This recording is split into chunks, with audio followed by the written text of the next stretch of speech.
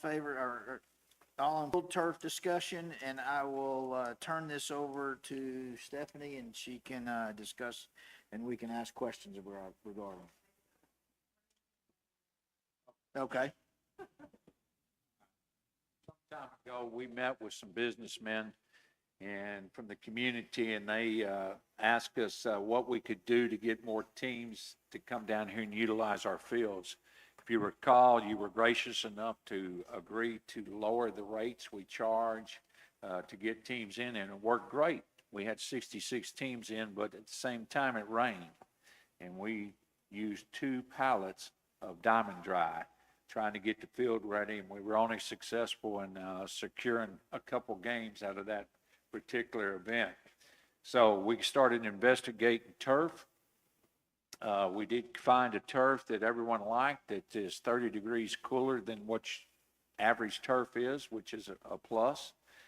We got a rough price. We came together with a fundraising scheme to sell sponsorships for naming rights on the turf, and I'll be happy to say that after a few weeks of going out and selling sponsorship, that we have contracted and secured all 16 fields down at the River Center area. We don't have Tyndall Park done at this time, but we do have the 16. We have one missing link, and they're voting on it tomorrow. So that's pretty impressive that we were able to do that in less than 3 weeks. It's about $2 million in sponsorship. Now, to be honest with you, that we're allowing them to do it over a 10-year period because we didn't feel like anyone in this economy could afford to give us $250,000 at one time, or like the Everetts did $500,000, or Summerwood Apartments did $330,000. So we're going to, with a contract that allows them to make their payment over a 10-year period. So it's a very good thing. The total from sponsorship, naming rights to the turf comes to almost $2 million. So it's a great thing. We can get this done. Talking to the company, if they could start sometime in November, 1st of November, weather permits, then they feel like they could have all 16 fields done at the 1st of March or right in that vicinity. So we've also, to improve our situation down there, we've talked about expanding the dugouts at the adult softball fields, because if you look at the dugouts, they're kind of small to get 14 grown people in there, boys and girls, or men and women, however you want to say it.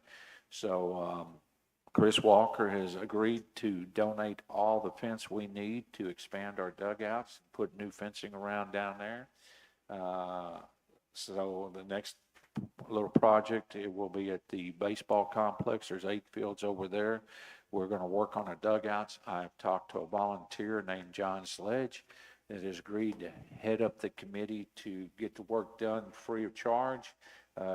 He's going to help us gain the material and that kind of stuff. At the softball fields, they're brand new, pretty much dugouts. If you recall, that's not been that old since they've been done, the 5 fields down there. So I'm very proud to say that with a team effort, we will be able, if the council so approves things tonight, to move forward and try to get turf on all 16 fields. Now, one thing that I will share with you, that the businesses that we met with to discuss the possibility of turf told us that when we don't have tournaments in town, they lose 18% on weekends. When we do have tournaments in town, their profit increases by that much. I know when talking to Chad, he said when the Wally Hall was here, they'd sell 6 more cars on that Saturday than any other time. So it's a big deal.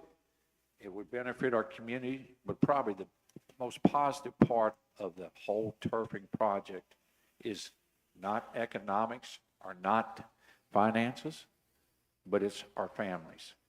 Because when we started talking about it, the thing I heard from our families is, we go to Cabot, we go to Conway, we spend a night at Springdale, we spend the nights, weekends here.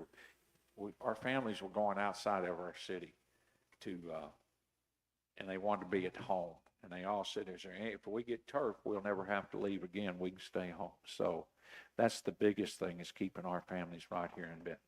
So that's the reason the turf project came about. I think more mamas commented on it than anyone else. Mayor, does that include the mound being turfed as well? Do you Well, know? the mound is on the multipurpose fields, the 3 adult softball, the mound is going to be movable. Okay. So it will be portable mounds, because they'll put anchors in the turf depending on the age bracket that'll need to play on that field. We'll put portable outfield fences up. And so the mound will be portable, so to speak. But to answer your question, yes, but it won't be on the baseball fields where they're presently at. They'll be permanent, but on over there, it'll be a mixture. Does it, and I'm just, I know it excludes the outfield. That's But correct. Does it include the area from like the dugout to first base and like the batter's box, I guess, all Yes, that from area? fence to fence, and the on-deck circles that you're referring to, we've also sold advertisement for those. Okay, great. So, yes. I know this has been I mean, it's been going strong, and Everett did kick it off, and we do appreciate all of Yes. y'all, your staff, and y'all have done. So I think it will be great for the community. Of course, it's a 27 project that we'll have to deal with, but we felt like you hadn't had an update in a while, so we wanted to bring you that update that we worked hard to accomplish this goal. The goal was to get it done by the end of July. Of course, when you're dealing with banks, because 3 banks have their names on the turf, you got to wait till their board of directors meet so they can vote on it, even though they felt like it was a good idea. And Mayor, anybody or any individual would love to still donate. We're still taking donations, correct? That is correct. There's a QR code, and I hadn't seen it. Mr. Hart, you being the head of the parks, I hadn't seen your donation come through yet. I know that. That's why I say that, but it's still to be coming. And Yeah. just talking with Stephanie about that this week. Yeah, but yes, we have a QR code and anyone can give. Matter of fact, the first family that gave, we had a picture made with them because they were the first one to step up and give. They had a 3-year-old and a 6-year-old, and they felt like the turf was a good project for generations to come. And I will say, one of the things I will be doing is donating in honor of all my kids that played there. So if people had kids that played down there, Great. they want to give a little bit, that's a great way to memorize or memorial. Now, is that a challenge? You're going to put a dollar figure on that challenge? I'm not going to call it a challenge, but that's what I'm doing. And if anybody else wants to do it, I'd love that. Okay. Are there any questions that we can answer? I've got one, Mayor. So by doing those bigger fields with the portable mounds and the portable outfield fences, that's going to allow any age group from T-ball up to whatever play on those fields based on whatever tournament they're having. Is that correct? That is correct. It also allows, matter of fact, Stephanie and I had a discussion with the interim chancellor of the Three Rivers College. They're looking for a place for their baseball and softball teams to play. And field 6 is just right for their baseball team. And for them to have a field for the softball team, we would have to move things in and out to make that happen. But yes, that's the reason we call it the multi-purpose fields. Now, one thing we're looking at over there, those 3 fields, is putting a small playground right in the center of those fields in front of that concession stand. Because what we realize is where the playground is presently located, some parents don't feel comfortable if they're on field 3. Letting their kids go over there and play. And I think we've secured a sponsorship for that also. So, other questions? Mayor, I noticed it's on here as a discussion item, so we have to approve it next month or city council? Well, if you'll wait till finance, we have a thing talking about how we come about the money to make this happen all at once in a finance meeting. And next month, we'll bring the specifics in here to the parks, through the Parks Committee as far as the turf's concerned. Thank you. Other questions? All right. Okay, next item on the agenda is other. Does anyone have any other business to bring up? From the public? Oh, One thing, so Mandy, as the mayor mentioned, will be talking about the financial piece, but just big thank you to her on the research and everything that she's done, because that's a huge factor. Everything, plays a role in this, but also, Mayor Farmer is saying a lot of we, but he did a lot of work on securing all of those sponsorships and has saved the taxpayers a significant amount of money with his work. He could sell you a $5 bill probably for 10. So he has done an excellent job. I'm just the one doing all the contracts, but I think that that needs to be said as well, that he's done an excellent job for our citizens, saving that money. We are a team. No matter what we do, we're a team. And we don't care who gets the credit as long as we get the job done. That's what makes this council so special. all right. Seeing no other, business, I'll call this Parks meeting adjourned. Thank you.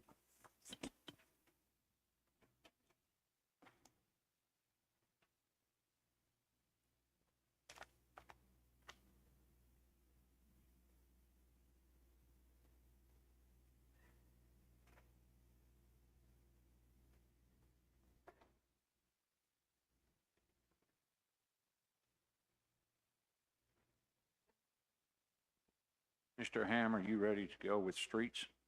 Yes, sir. I don't see John, but He's right beside me.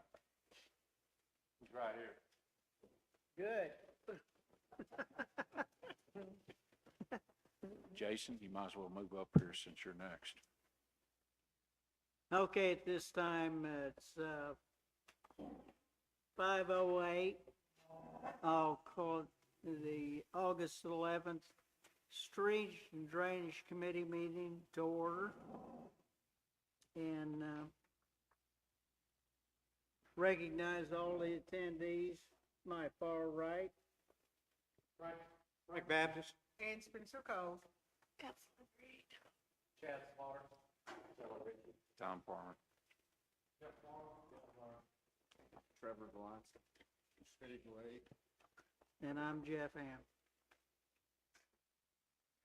So, do we need to do the FOI No, statement? sir, we've already done it for the night. Okay.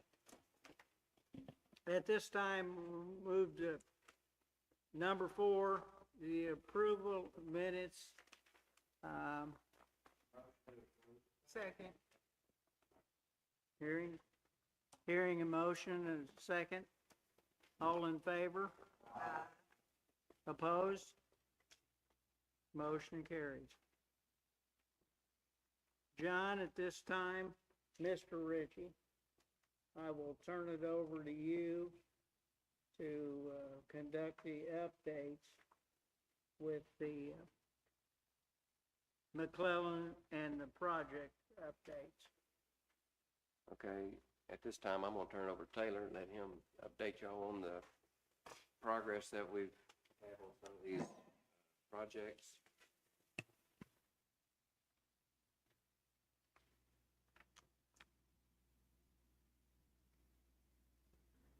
Yes, sir.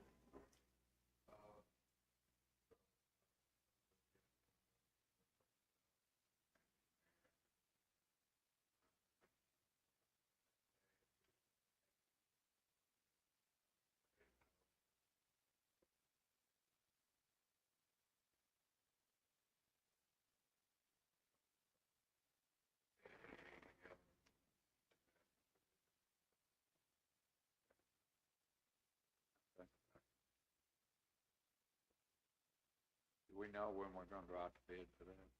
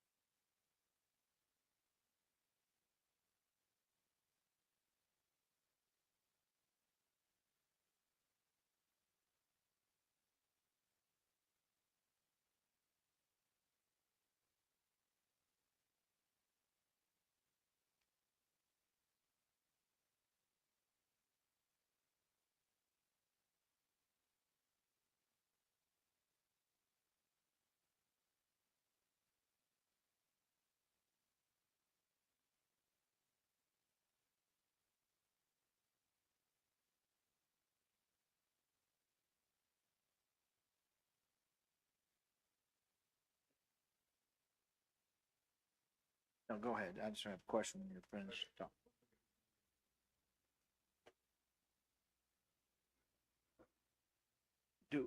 When you're talking about both those widenings, are you talking about 2 lanes each way or staggering a third lane or making just a turn lane or?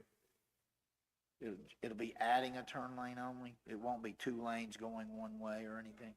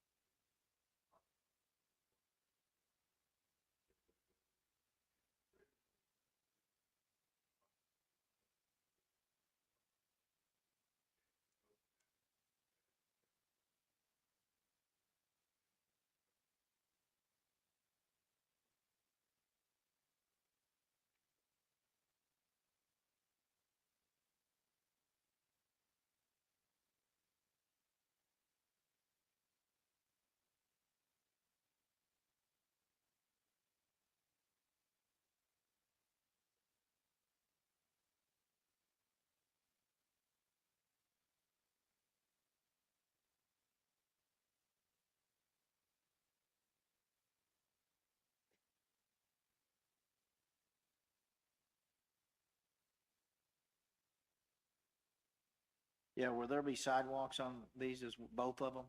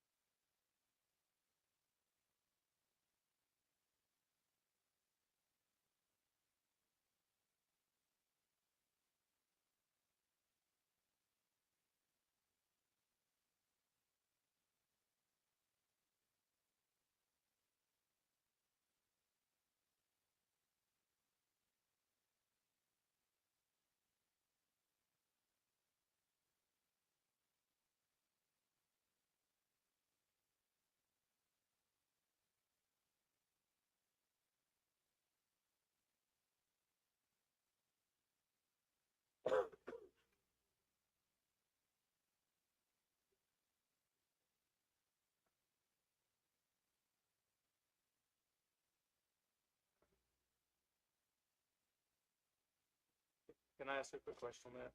So we're talking about, paths, you're talking about paved paths, or are they, okay. So it'd be asphalt, not like a concrete sidewalk? Or,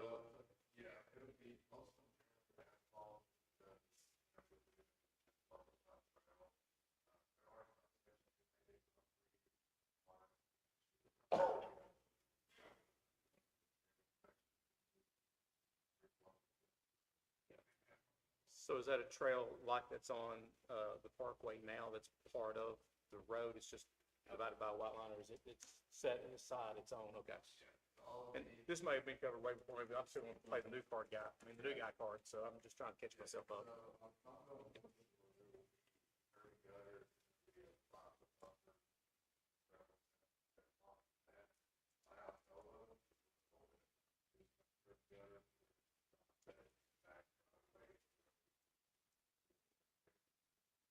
And we've got 80 foot there to work with.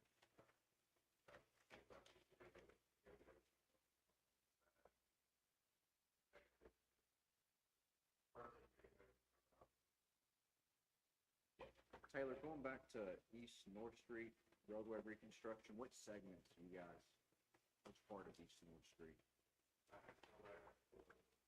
From Lillian to Fernwood. You said the Fernwoods?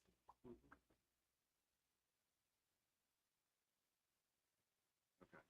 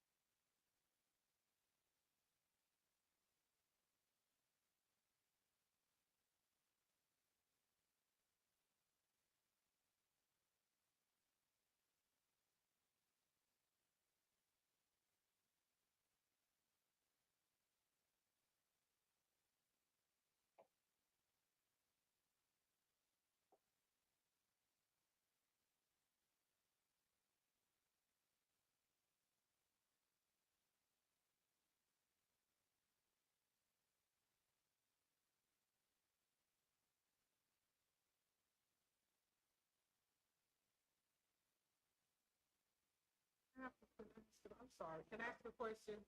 This line in Edison, what part of Edison is that? Second Street. Second. Okay, at the overpass? Okay.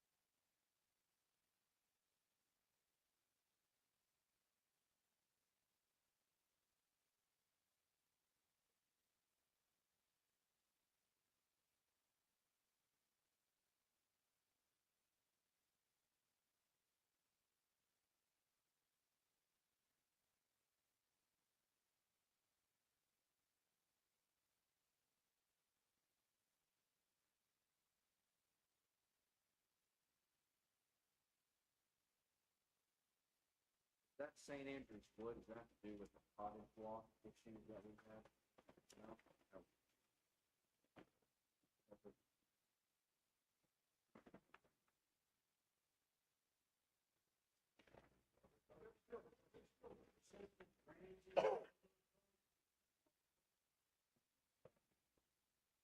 Out on Highway 5, at the fence, there's some drainage issues going on. It is, we're gonna try to work with the state and the community there itself and see what we can do to, if there's anything we can do.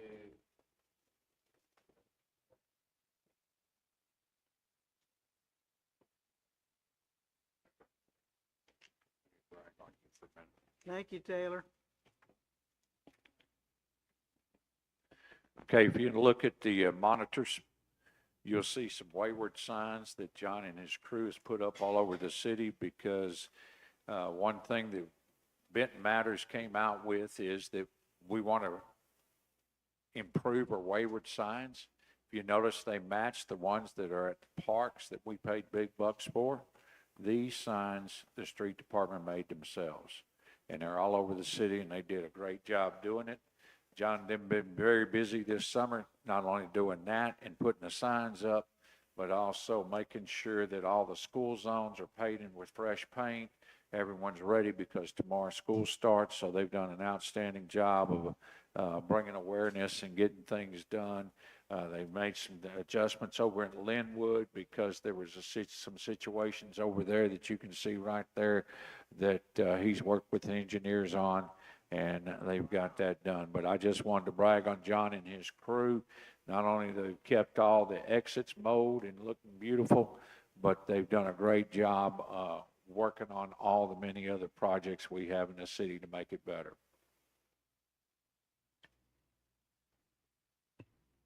And Also, I can, if y'all I would can- look at the project updates that we pretty much do in-house every day, you can see what we've completed over the last month or month and a half, and what we got coming up. Just wanted to get that before you to see, so y'all can see all that. And if you had any questions about, I mean, there's everything on here from overlaying to speed humps to drainage projects to sidewalks, curb work, just signal light stuff. There's just all kinds of things we're in. This is just what we got going on and what's been requested of us. So I just want to get that in front of you. And a lot of it's come through y'all's wards. You can see on there, we put that on there at y'all's request for the wards. So just all over, we're all over the place doing stuff, so. Hey, John, as far as like the speed humps go, do y'all refuse any of those, or is these just, if someone calls, do you automatically say, okay, or do you? Yes, we do refuse some doesn't qualify, you know, they'll want it in a curve or, just in an odd spot that it just wouldn't make. That's correct. Right. Or they may request it, and it may qualify, but they still got to do their part and get the signatures to make sure everybody around it wants it. But that's part of the criteria, and I'm big on that, and we can't make sure that they want this, but it affects them too. So if they don't go get the signatures, and I just tell them I'm not gonna do that. Even though you see it on this today, when we go to that point, get to that point, they may need to use it. And get that locked.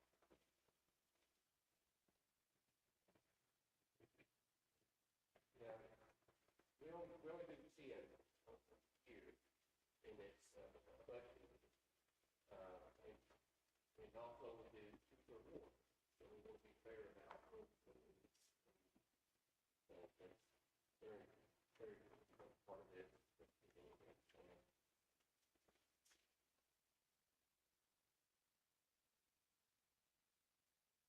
thank you, John. If you notice the ward numbers, ward number 5 doesn't have much in it because we tell them to bark under the tree. So they've all gotten the message. They can't bother us. Steve or myself. Yeah, yeah, we do. Okay. Enough said on that. Got a question.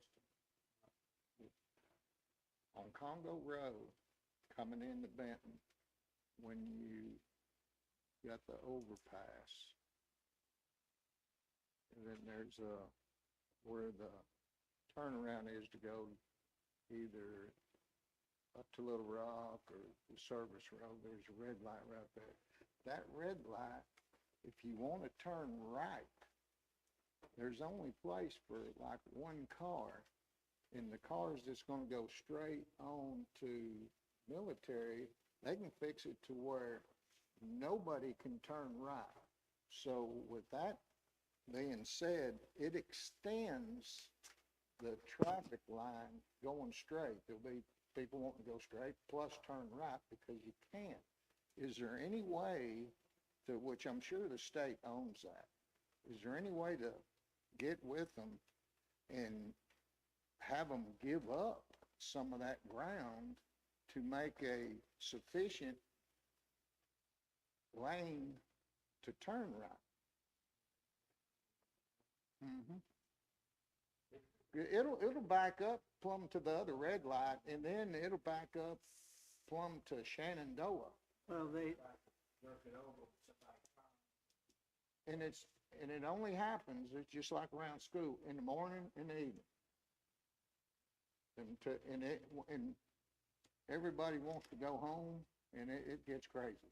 I'll reach out to them and see what, and I'll let you know. It would really help out a lot. That's the only thing I can see about 45 might need.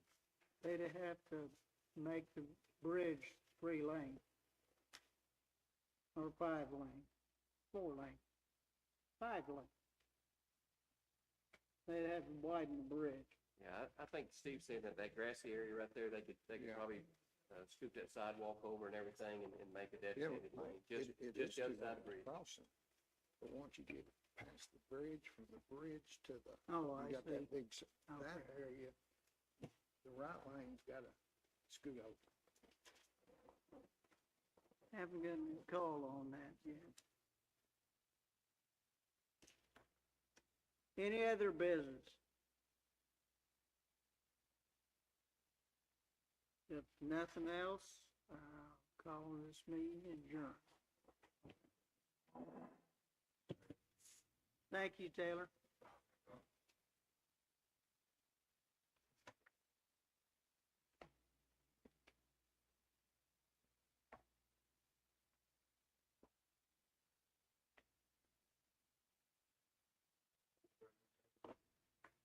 I want to take over for Mr. Mayor.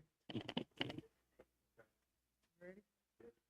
Okay, we're gonna call our community service meeting to order. I'm gonna start with my far left with Mr. Ham for attendance.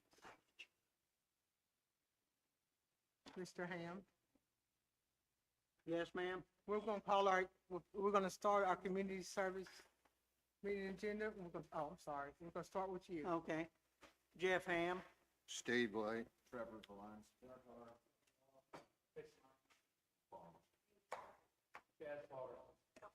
And Spencer Cole. Frank Baptist. Thank you. We have our recognition of our attendees. Next, we have our approval of our July 14th, 2026 minutes.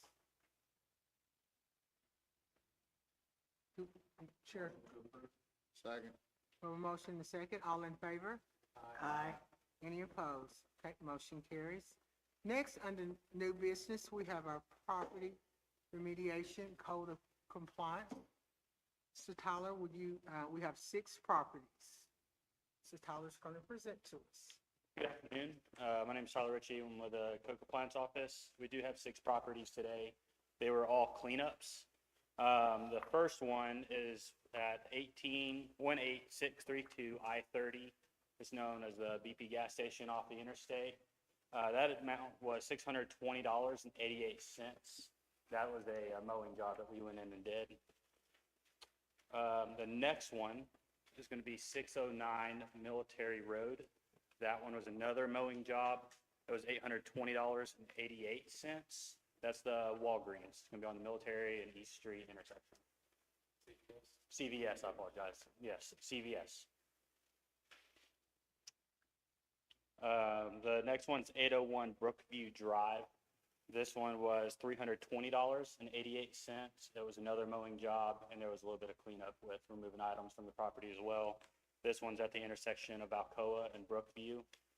That one we had to go and mow. We had to move quite a few items out of the backyard and the side items. 2713 Janet Drive is near Rolling Brook neighborhood. This was a big cleanup mowing job. The dollar amount for that was $520.88. 1222 Cherry Street. This is a mowing job. This is the second one we did this year. We have a third one that we're going to have to get started soon. This one is $220.88. This is over near Andrew Grant Elementary off of, I believe that's Border Street. The last one is 3002 Sioux Street. This one is a lower number for $95.88. Was mowing half of it, and then somebody else pulled up and they decided that they wanted to mow their last half. It was a new buyer to the property. So we're just asking to recoup the half that we spent, sent our contractor out there and the work he did. And this neighborhood's located off of, that'd be North Shore. So June was a busy month. We're just asking for these 6 properties be forwarded to city council next. Yes, sir. Do we have like different fees for repeat offenders? We do not have any habitual offenders fees in our ordinance at this moment, yes, sir. If I'm not mistaken, this CVS 609 Military, that's not the first time you guys had to get out there and mow. It's not, no, sir. This would be the 3rd year. Matter of fact, a lot of these are. The I-30, known as BP gas station, that one, I believe this is the 3rd year also for it. Cherry Street, this, like I said, this is the second one this year alone. I believe this is the 3rd year for it. And so we're having a lot of repeat offenders. But the good news is a lot of those are coming back up for auctions. Like I said, at the last meeting, 708 Burton, 313 East North, both of those go to auction September 1st this year, where we'll start being able to recoup some of that money during the sale. So it is coming around. It takes 5 years to get to that point. Yes, sir. Do you have the IHOP property on your radar? We do have it on the radar. We have sent letters on, it was July 30th. As of August 1st, the home office that we got sent it to is in Houston, and they had it as August 1st. It's still in the processing plant. So if tomorrow, if it doesn't move through the certified mail, we're going to send another one. Note that tracking one gets updated by our ordinance. We have to wait 7 days from attempted delivery before we can go in and mow it. But we have posted the property. Yes, sir. Do these houses have any people living in any of them? None of them, no, sir. They're all vacant. This is a little different, but on the BP gas station, I've been talking to Hunter with Recycle Saline and the environmental side of it on what we need to do is with that mini gas station. That would be subject if it was a resident for us for condemnation. So I'm looking at that and seeing what we need to do for condemnation with the gas tanks being underneath there, what environmentally that looks like. That's not cheap if you go that route, but people are breaking into that. We are having an issue with that property. But yes, these are all vacant properties. Going back to the CVS one, you said this is the 3rd time. Do we know, did they ever pay the lien on the other 2 times? I believe they paid it the first time, not the second time. Don't quote me on that. I can look and get you an answer. But I believe the first year they did pay it, the second year they did not. I know there is an open lien on it. I pulled that out last month. Well, I would make a suggestion to the committee that we look at that, and if there are repeat offenders and they're not paying, that we try to come up with a added incentive, meaning increase the fee on that. Yes, 'Cause sir, we can don't do need to that. take care of someone else's property. I can look and see what other municipalities do that, and then I'm sure we can get with Baxter and see what our realm of possibilities for that is. Yes, sir. Do you have any other questions or discussions on these properties? If not, the chair calls a motion to take these. Well, hang on, one thing, if two next month, in addition to that report on, you know, what other municipalities do as far as like maybe a third fee or whatever to repeat offenders, I think I'd like to know personally if they are a repeat offender when you send out this report, and maybe when their last offense was. If there's a way to include that information, that'd be Absolutely. very helpful. Yes, sir. You want it part of the packet when we send it out? Yes. Yes, sir. We can do that. Any further questions or concerns on these properties? If not, the chair calls a motion to take these before city council. So moved. A motion? In a second. All in favor? Any opposed? Okay, motion carries. Okay, next we have an ordinance revising certain fees to be charged by the city of Benton. Fees update from the Community Development Department. Mr. Jason?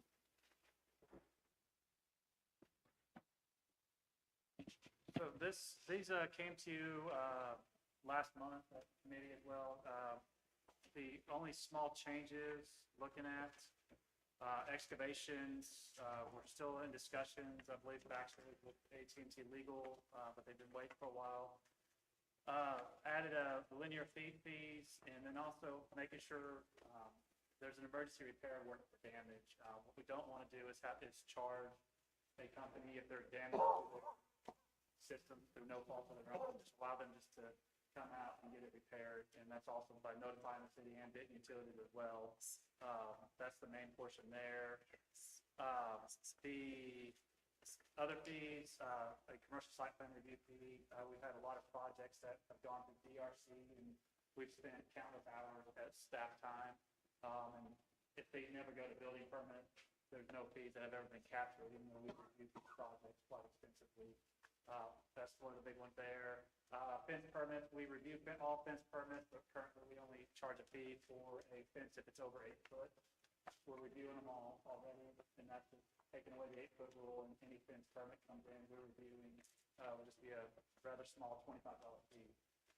So that covers the fees. The main thing is the excavation fee. Myself and Tyler and other staff, we've been doing a lot of work on excavations, working through sewer hits, water line hits, spending staff time, getting in contact with Comcast, AT&T and others, make sure they get fixed, wires down in yards, and this just helps cover some of the staff time that we spend. But it also allows us to start really better tracking where excavations are. We do get a lot of calls from the residents on excavation companies out in the field, and we don't have permits a lot of times. So we just help that and make sure we have our proper permits.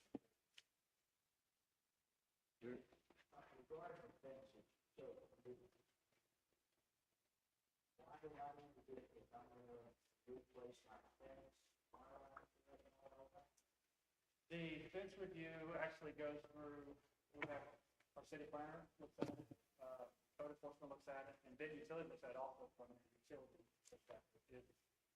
Repairing fences, if it's just a panel, typically that's not going to be part of the permit. If it's a full takedown and redo, that's going to be a fence permit, because we have to look at, okay, are there utilities there? If it's an older fence, are there new utilities? And you're working with the utility. And also, a lot of times we get called, where's our property line, right the plot line, and then by doing this, I'm also going to make sure we have our staff go out and inspect, make sure the fences are up and they're in the proper location. Do they still have one call? Yes. Any boring or excavation in the city should have one call that comes out and does the location. Because I had a fence company for 25 years or so. I always had to call. And they painted every utility there. The utility comes out. And I never had to pay anything. Why? I think that's just a way for the city to get a little bit more money, in my opinion, to charge them $25 for you to look at a sheet of paper. So we have to look at the sheet of paper, but also depending on the cost of the fence, there's contracts are required. You gotta review, do they have contracts license? Because it's hard enough on them to make, they've got a it's competitive. So if they've got to put in extra charges, then I don't know. It just, it seems ludicrous to me for us to charge $25 for that. They're just digging a hole where the property owner wants it. Now, you may, if you want to say the property owner needs to come get one and pay, I can get there. I don't know. I think it's sort of ridiculous. Huh? There's only a handful that change. Yeah, the only ones that changed were the fence permit, because we were charging $25 at the fence with 8 foot or taller. All it did was, all it done is remove the 8 foot. You made it all Fence permit fences. for being repeated. You made it for all fences then. Correct. So all fence, not just 8 foot or taller. Because we get a permit, there's a permit required for any fence at this point. I mean, there's, We're reviewing them regardless, but we're only, only permit fee if it's 8 foot or taller. you probably won't find 3 8-foot or taller fences in Tyler Benton. They're very rare. We've had a couple times. Are you gonna say 6 foot with barbed wire? You count barbed wire height too? Yeah, that's the type of fence. Barbed wire. Well, that won't even barely reach 7. So I think it's ridiculous. That's me. And then the excavation fees and a sideline.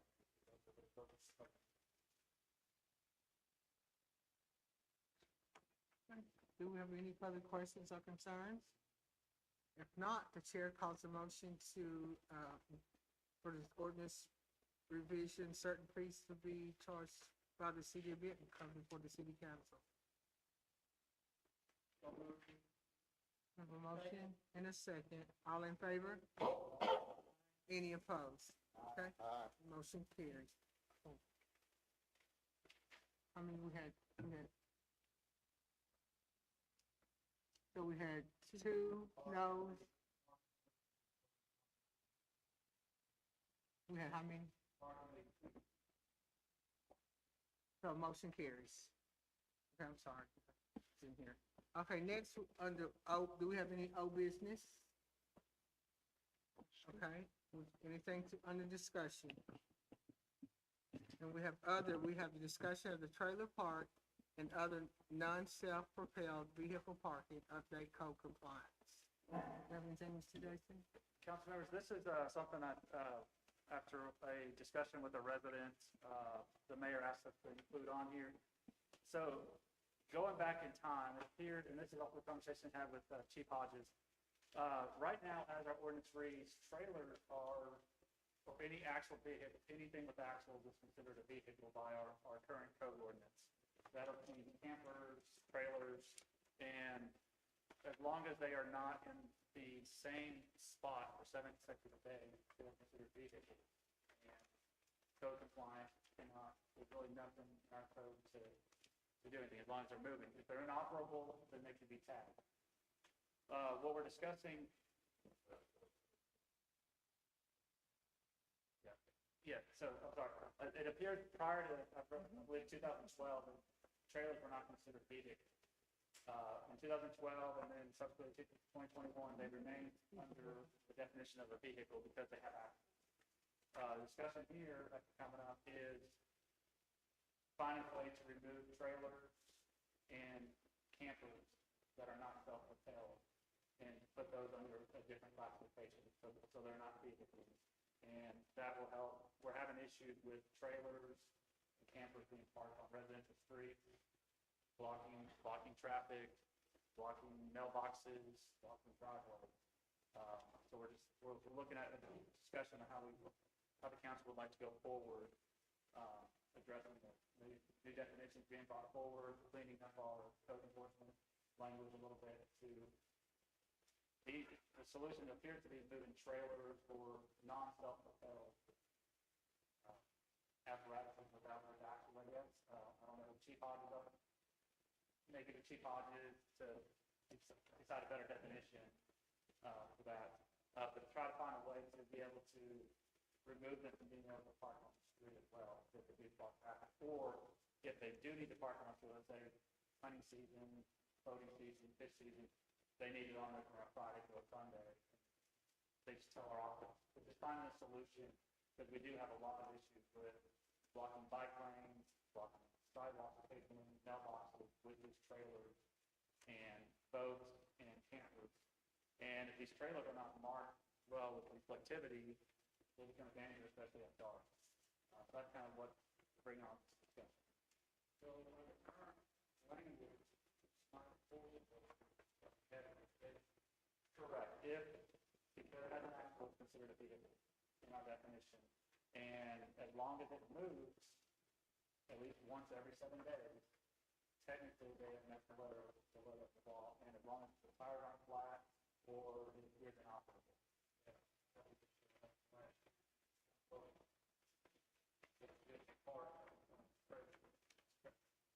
So ideally, we're gonna look at hopefully come forward, work with Tyler, Chief Hodges, and bring something forward next month to, update our ordinances to see how we can figure out this problem. Suggesting that they park somewhere other than the street? That will be something we need to really look at, whether it's, finding a spot parking in the driveway, obviously the driveway would be the best place, or behind, yard, side yard, backyard. Right. The reason I say that is because, again, somewhere in this conversation, and I don't want now every trailer and every mobile or travel trailer or this regular trailer parked in the front door right next to the street where it's not appropriate. And that will also be another discussion. We're still researching. I tasked myself and Tyler and Zach to look at parking requirements. So that's something we're still looking at. That would be included in an overall parking update. Yeah, I'd really like to see what other municipalities of all sides, what they do. I can't imagine anybody parking their boat on the street. There'd be nothing left in there come morning. If I can add to this, it was in the ordinance up until whatever that change was made in maybe 2022. It forbid trailers from being unhooked and parked on the side of the road. And then when this ordinance got amended, like I said, 2022-ish, somehow it just fell out and it was no longer in there. So we get a lot of complaints about trailers parking on residentials mainly, but in reality, they could be parked anywhere throughout the city on the side of the road, as long as they meet the requirements of 18 inches off the curb line. It would be legal to just unhook and drive away from. Question for you, Chief, and also Chief Evans. You guys find this an issue when it comes to responding to emergencies? I'm sure it could be, and I can think of some neighborhoods right now where, not necessarily right now, but I can think of neighborhoods where trailers are typically parked, in front of a house. So it could be an issue with emergency vehicles.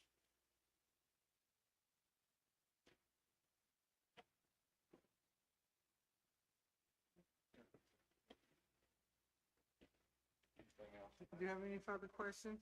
If not, you have your DRC monthly report, July for review. If not, I will adjourn. Wait, before you adjourn, I've got one last item under other.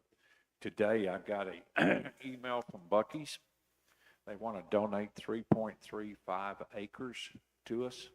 They bought that 3.8 acres on to the north of their location so they could expand 229. Yes, that's all one packet. So they could expand 229 to meet what RDOT had required them to do before they could open. But now they don't need that 3.35 acres.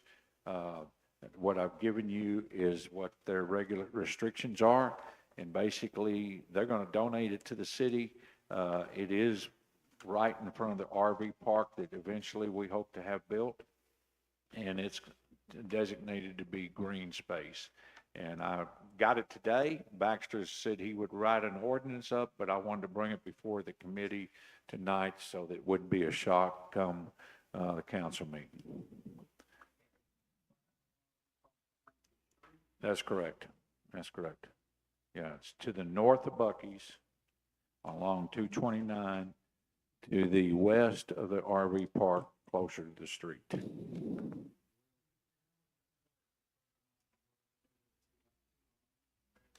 Yes, that's where. Does it join the RV park. designated RV park property? Oh, okay. Do we And have, it's, and they just want to deed it to us. There's no cost involved. do you have any other questions from the council or anything from the public? Add this to the Yes, if y'all vote to push it forward to the council, we'll add the ordinance to the council. Is our intentions to add this 3.5 acres to the acreage Yes. that's designated for the RV park? Yes, the first thing we got to do is accept it, and we'll have to annex it into the city because it's in the county. I make a motion. So do we need to add that tonight? Oh, So we need to add this yes, tonight? we need- Okay, I make a motion to add this declaration. All in favor? Aye. Any opposed? Motion carries.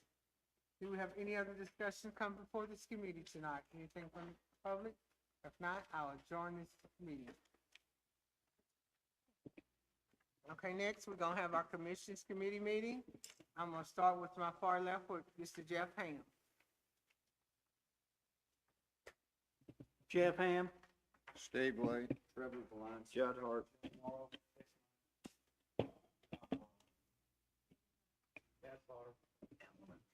And Spencer Cole. Frank Baptist. Thank you. We do have our recognition of our attendees. I have make a motion for approval of our minutes from our July 14th, 2026 meeting. Second. A motion and a second. Next, we have our P and Z meeting. Oh, I'm sorry. Approval of our minutes of July 14th has been approved. Okay, So moved. I did that. I'm sorry. I said it backwards. I had a motion and a second already. And all in favor? Any opposed? Okay, motion carries. Okay. Next, we have from our P and Z, we have an ordinance that come before us. It's an ordinance to allow a conditional use permit to allow a youth home at 2010 Jackman Street and repeal ordinance 02 of 26. Okay, you want to talk about it? Thank you, Councilwoman. This is a conditional use for 2010 Jackman. Council members, if you remember back in December and January, ordinance 2 of 2026 was approved for a youth home, I believe it was 1400 Pleasant Poplar. The conditional use for I believe sale of property fell through on that, for issues outside of Ms. Nelson's control. She has come back with 2010 Jackman. This is right next to Jackman and Fairfield, right next to the big parking lot of the event center, River Center. She's asking for the same youth home. She feels that this is a better location overall than was previous. And if this conditional use is approved, it will also at the same time repeal ordinance 2. So that conditional use would be repealed and would no longer be valid for the Pleasant Poplar location. And this was approved unanimously at P and Z. Do you have any questions on this property? And this is the same lady that was before us before? Yes, sir. Is she the one that did the property we already approved off, kind of Alcoa? Poplar, yes, sir, Poplar Cove. Correct. Do you have any questions from the council? And I also would like to let the council know that I will not be, I will recuse myself from this because it would be a conflict for me to vote on this, but I don't object to this. Any other- Second.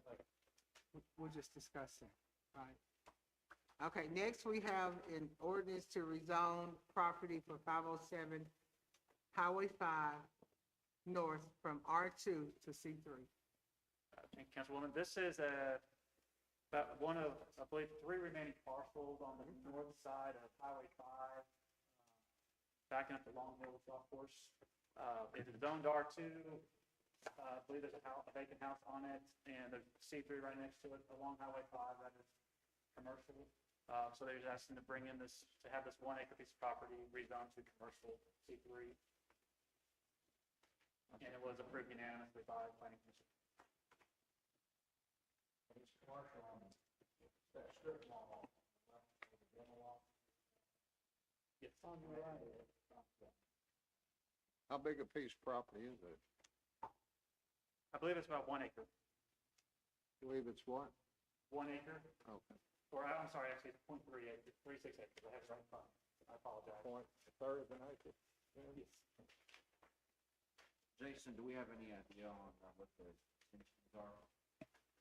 I do not. I would think due to the size of the property, it'll probably be small office or maybe, it being a third of an acre, we got parking restrictions. So I would assume office of some sort. There's not a lot of room to do for commercial, due to parking requirements, the tax. 100 by 150.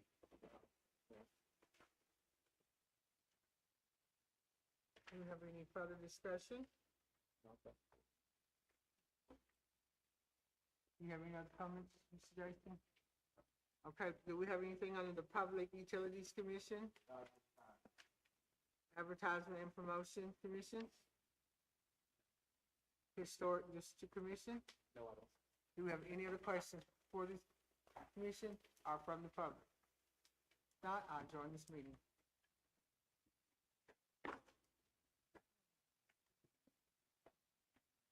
Done.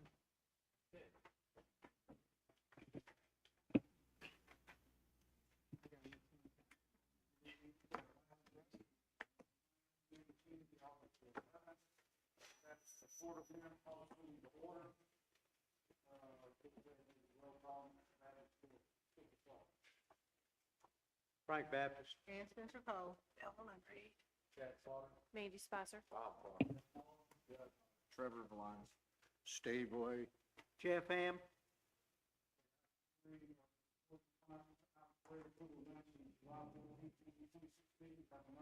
So moved. Second. Second.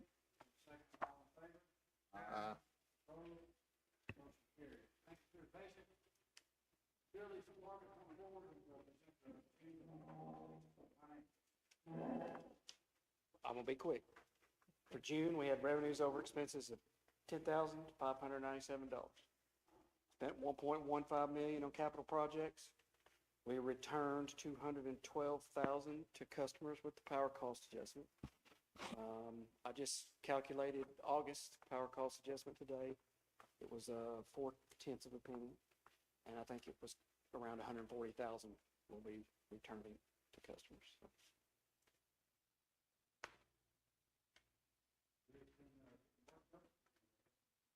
It has, but we've been able to have a positive power cost adjustment for the customers. The market's been in our favor for sure. So,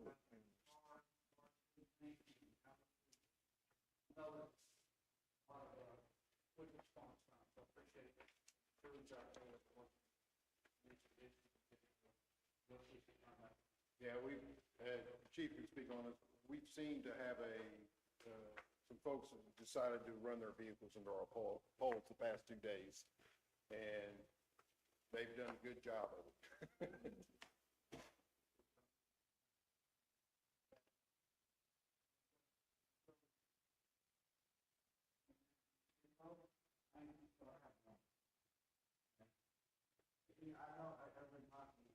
So appreciate you giving us the month to date power cost adjustment.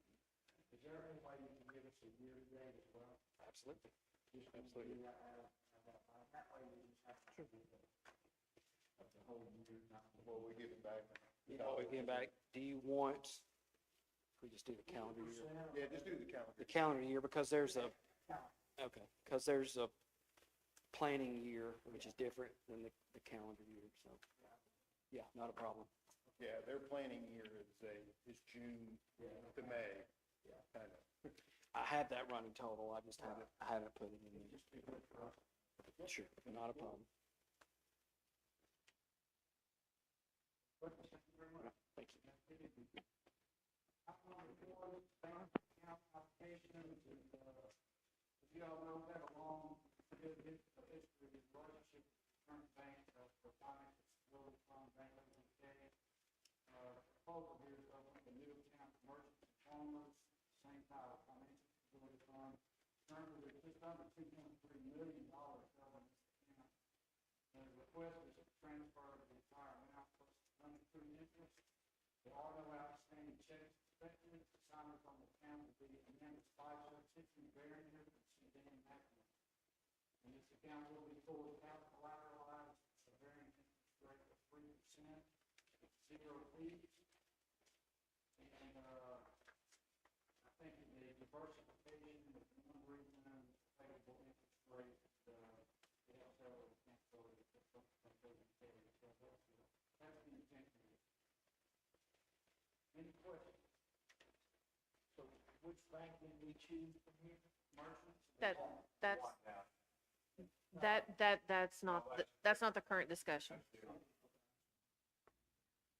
And this won't need any legislation, but we do need the committee's vote to be able to, A, open up the account at Merchants and Farmers. Mhm. All in favor, signify by saying aye. Aye. Opposed? And we'll also need a vote to close the Bank OZK account for the financial stability fund, yeah. Make a motion to close the open meeting. Second. Motion second, all those in favor? Why would we not need a resolution? Question is, why do we not need a resolution? The banks don't require a resolution, they only require minutes to the meeting to be able to open and close accounts. All right, next item is item number 6, TV rate discussion. As you are aware, 6 months since the notice of the banks for the proposed rate for CD, currently we have 2 on the books that are maturing the first week of September. The request at this time is replacement of 1 CD in the amount of $1.5 million, and 1 CD in the amount of $1 million. We received responses from 9 banks, which is a lot more than usually do. And that will be provided here, finance committee, with the responses, the bank names are hidden.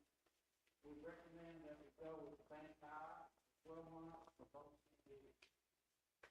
And, set the rate of money, that's pretty cool, the rate spread is pretty significant. Correct, 4.45 is the highest 12-month CD rate, and that is Bank I. Bank I, highest rate, 4.45. That's one I'd go with. Again, I just know legislation needed, but you just need to approve this. So move. Second. Motion second, all in favor? Aye. I would suggest just put it in the highest rate, though. That's the highest rate. That is the highest rate, yes. I'll make that a motion. Whoever's got the highest rate, that's what, huh?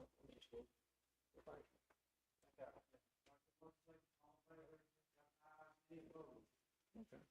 Motion carries. Yes. Okay, we got three more items here. Once the first project, we already had preliminary discussion in the park meeting, and again, the mayor and parks and recreation director work on selling sponsorship for installing park at both Riverside and Palmer Park. Committee meeting here, we intend to send out a request for financing the Riverside Palmer Park improvements. Bid language is in the committee packets. The private firm is involved in that. Take proposals until 11 a.m. on Monday, August 31st. On Monday, filed and brought back to the committee in the September meeting. So next month, no legislation is needed at this time. For information, that's the intent, and no will be for the full amount, it's, I think it's a 5-year note. In the packet, they have the details, so I would encourage everybody in the meeting to read through that, understand it, and, again, it's got a pretty good lead into that with the sponsorship and donations. It's a short-run note, and again, those proposals will go out, at the end of the month, the sponsor comes back, and we will be back next month. So again, no legislation, on this item. Any questions, comments? One, I thought you said it was a 10-year, we were getting payback, but we're gonna do the note for 5? Yeah. Is that correct? That's how we're structuring it? Big report.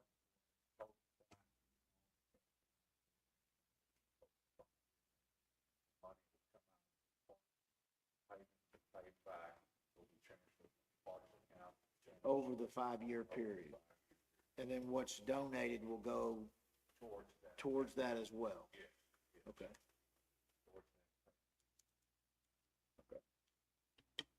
I've got a question as well. I know you were saying that we'd raised right around $2 million, but the financing $4 million. Where's the difference in that? I probably missed that. Okay. So the actual cost of the turf is $4 million, not, okay. I misunderstood that earlier. Okay. So, okay. All right. I missed that. Thank you. Well, now the parks. Thank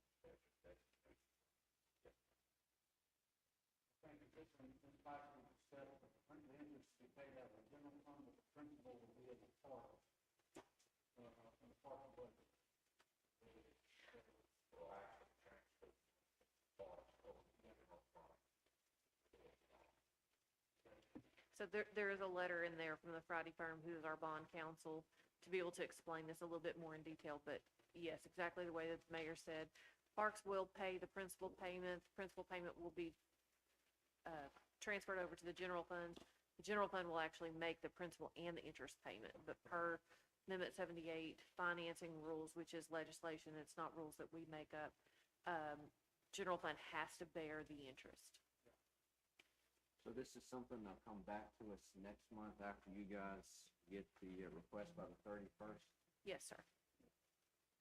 And we'll bring it back very similar to the way that we did the CDs. We will blank out the bank's names, and we'll just put what are their terms that they're proposing for the 5-year loan. And on this one, we want the lowest. Thank you. Thank you. Okay, next item, item H, goes on about bank acceptance, and last month, notified that from Metro Plain, they awarded the street department $330,000 in parts 2026 surface transportation block grant construction of the Glenn Condo Shenandoah roundabout. This fund may be used to reimburse the city for the design of the project and must maintain a 20% match on all federal funds. The full expenditure for the project has already been appropriated.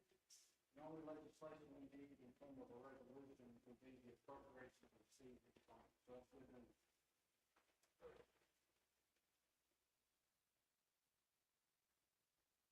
So moved. Second. Second, any further discussion? All those in favor? Aye. Opposed? Motion carries. Thank you. All right, Frank, next item on the agenda is the franchise bond payment. We've done this in the past, and this is another reoccurrence. This is good, it's favorable action and outcome. Committee request to make the necessary, this committee request to make a partial addition in the amount of $1 million for the 2015 capital improvement revenue bonds. These bonds are secured by the franchise taxes received from the public utilities located within the city of Benton. This payment will lessen our amortization period from 2043 to 2040.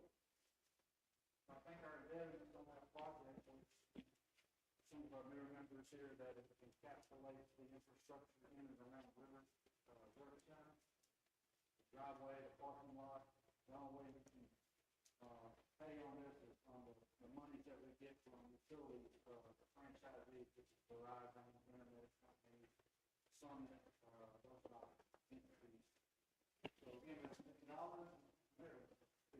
You know, we started out at $6.5 million. We've been paying on it as much as we can every year. By making this $1 million payment, it takes it from 4.4 million to 3.4 million. Now, my plan is to continue to bring recommendations to the council to pay $1 million every year and have it paid off in 3 years instead of the original 2045. We should be able to have it paid off by the end of 2029 by doing that. So this is a great thing, get another bond paid off. You know, that's one of the things we try to do as quickly as we can because that's the best use of taxpayers' money.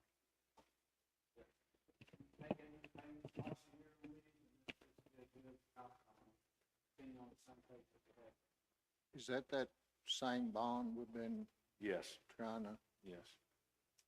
you don't We'll know how make many, $1 million now, 3 more years, we can have it paid off. you don't know how many years I fought to get that done. You can only do this, make payment once you pass the callable period on the bond, and I feel what that was. There's twice, April and September, I believe. Mandy, Mayor, is this the only, outstanding bond payment? No. I didn't think so. No, we pay $2 million a year for the River Center and bond payments out of the parks money every year. If you remember, I wasn't here at the time. They went to the citizens to get a tax. That's where the half-cent tax came about. And so it produces about 4, but you got to have maintenance and operation out of that. So we take a half of what it produces and pay the bond payment for the River Center. We still owe, I don't know, a bunch. No more than that. 38 probably, something like that. I think the last I looked, it was over 30, is what we still owe.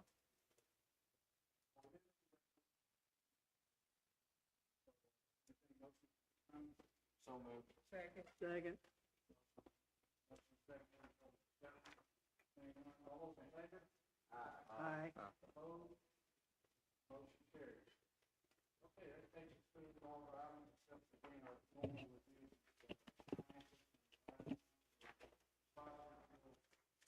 Further on our finances, and again, any details need to be filed. Yes, sir, I'll make it really quick. If you'll look in, I believe the first attachment on top of your financials is your sales and use tax. That is for the month of July. If you'll notice that July 26 over July 25 was a 3.37% increase. Year-to-date, 2026 over 2025 is a 4.54% increase. So you'll see it's still not really leveled off if you look into the bottom chart, but we are seeing that's rather positive compared to previous years. If you will go over to your general fund, you'll see that July was a fun month, that we had 3 payrolls in it.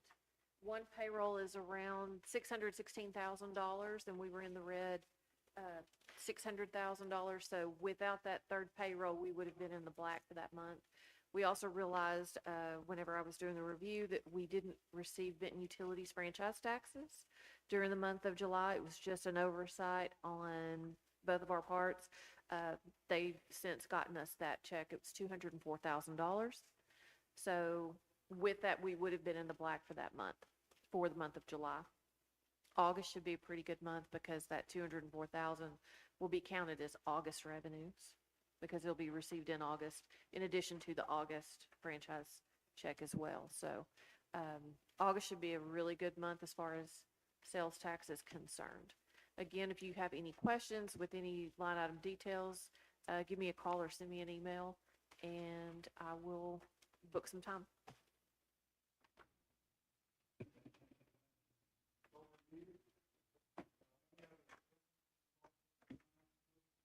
Well, I just wanted to, council and the committee members to know that our new animal service director starts tomorrow. We have our office manager in place, the 2 part-time kennel techs that you approved. One started yesterday, and the other one starts on Saturday. So we're making progress over there. We're still working with Moser on the HVAC system. make the adjustments that needs so we don't have mildew in a brand new building. So we're making headway, but it's not as fast as we need to, but I just wanted to keep you updated while we were here.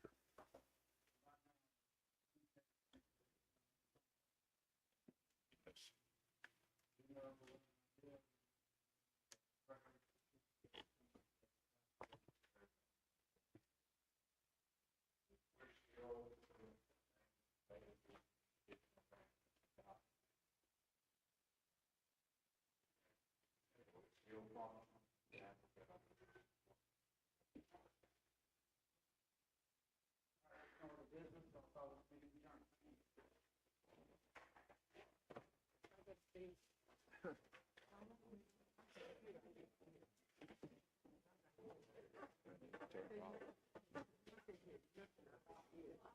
When I say nothing, that's what I mean, nothing. I can't get this.